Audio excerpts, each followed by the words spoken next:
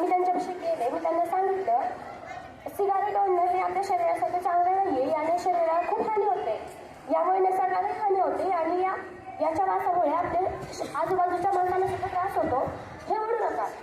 त्यांनी ऐकलं, ते माझ्या फक्त बघत होते, नाही माहिती त्यांनी काय काय बोललं असेल, पण मी माझं कर्तव्य केलं. मी त्यांना सगळ्यांना व्यवस्थित सांगितलं.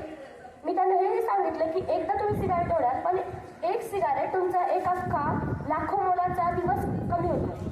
एक सिगारेट म्हणजे एक अख्खा दिवस कमी, हे मी त्यांना सांगितलं आणि त्यांना पटवली, माझं पटलंही.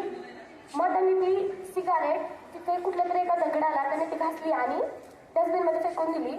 आणि मला कदाचित माझा अनुभव वाटतं की कुणाला तरी सांगितलं नाही, काहीतरी ज्ञान वाटतं, हे खरं आहे.